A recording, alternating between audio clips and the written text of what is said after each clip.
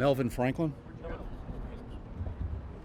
Hang on, right. Tell me about this bank jugging and how it's affecting Montgomery County right now. Okay, so bank jugging is a trend that has really taken off as far as the crime in Montgomery County, and more specifically down in Harris County. But it's making its way this way, and it's much like a burglary of a motor vehicle. However, what the difference is these suspects are following individuals from the banks after they exit the banks with money in hand. When they get to their location, if they go into another store, the individuals will break into that vehicle, take that money, and be gone, resulting in a large amount of monetary loss by the victim. How many cases have we had? Well, you know, it started out as a trend, and a lot of them were documented as criminal mischiefs in the beginning. However, now it's obvious that trend is becoming a problem, and that now that we know that we have the one specific case where we have one that's been arrested right now. We have one that we're looking for, which is the reason why we're involved with the district attorney's office, who's doing an awesome job with the case, and we're asking for the citizens' help out of Harris County and Houston. Any idea where this guy may be or what area he may be in? Well, we feel confident that he's going to be in the Houston area, and the main being because he's part of the Market Street gang, which is a spinoff of the Fifth Ward Circle gang out of Houston. Most of the individuals that are committing this type of crime come up out of the Houston area. It's a quick way in, it's a quick way out, and so we feel confident that individual is down there. First of all, your name and spell it. Rob Freyer, Freyer. And you're Montgomery County District Attorney? Assistant DA, Montgomery County. Tell me a little bit how your office is involved in this case right now, and several other agencies involved. Well, we received a call from, I have a good working relationship with Todd McCoy with the Sheriff's Department, and he was working a bank jugging case that took place back in October at the Chase Bank and at a Chick-Fil-A restaurant back in October, where a complainant suffered he left a bank and his truck was burglarized and he lost $13,000. Well, neighboring agencies were able to develop information which identified defendant Patrick English as being involved in a very similar case in Houston. And the two detectives were able to communicate, share information, put two and two together, and come up with the probable cause to determine that he was good for not only the case in Houston, but for the case that's up here. Bank jugging, I mean, it's starting to move to this area. It's hit Houston quite a bit. Yes, it has. Explain it a little bit more. It is a predatory crime where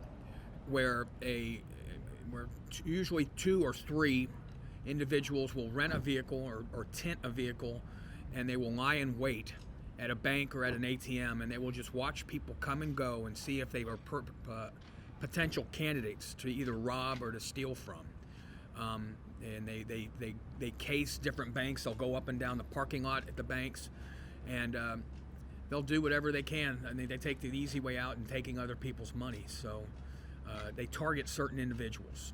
What type of individuals are they targeting? I mean, what are they looking for? People that are making withdrawals, large cash withdrawals from banks and ATM machines. So basically just watch them walk out with their hands full or pockets full or whatever? Their hands full. They'll look at how they're dressed. They'll look and see how long they were in the bank, things like that, what kind of vehicle they're driving. It's very important for people that are doing these, but to be especially vigilant when you're in possession of large amounts of currency or jewelry or anything of value. That if you suspect that somebody is following you, it's important that you pull over to a safe place. If it's at night, that it's well lit, and that you call 911 immediately and let the authorities, the people that are trained to handle the situations, handle it. Now your hands are kind of tied by state law in a little bit of this. I mean, it's a lot of these, they're going and actually, after they're doing it, they're not really hitting the person, but even the vehicle. They're watching the vehicle. If something was left in the vehicle, what's the case on that? We're hoping to address this with the legislature in Austin in terms of these predatory thefts, because this is obviously much more serious of an offense than just a state jail felony theft or a Class A burglary of a motor vehicle. I mean, these people are targeted for large amounts of money. We've had cases where people have lost up to $150,000 in cash.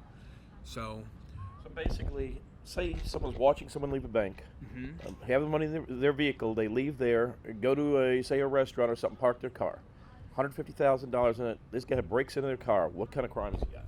Well, $150,000 would be at this point a second degree felony. Okay, They just changed the value ladder, Scott. So you may have to double check on that. Okay, but as far as the burglary of motor It's vehicle, just a theft. The burglary of a motor vehicle itself is a Class A misdemeanor. The theft itself, it's not a robbery because the person was not put in fear of imminent bodily injury and death, and no weapon was ever displayed. So it's just the cash value of whatever was in the truck, whatever was in the vehicle.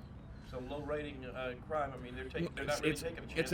It's a non-aggravated offense. It's a non-3G offense. So they're not treated seriously. You know, that level of offense is not treated as seriously by a parole board. We're hoping to change that because this is a rampant epidemic in the Houston and outlying counties area. Now, some of this law has been changed a little bit as far as the organized crime, but it still hasn't really helped. Well, it's going to help. It's going to take a amount of time for that to take root, but it'll help because.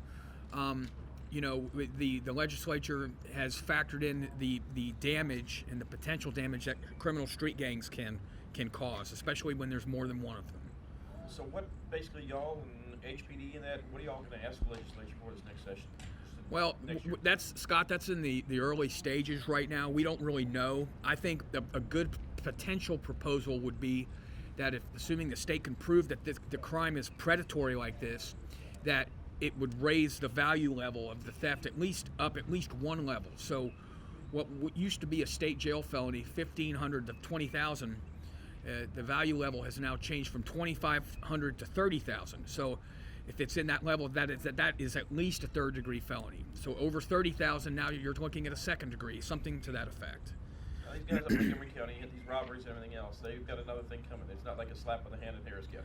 Well, Scott, you and I have had this talk on many occasions over the last few years, and you've covered the groups that robbed Thomas Markle, the groups that robbed the gentleman at the 24-hour fitness, the groups that robbed the Denny's and the IHOPs, and I'll say the same thing to you that I said in those cases. If you come up here and you get caught, and we can prove it, then you can reap the consequences because they have the potential to be severe.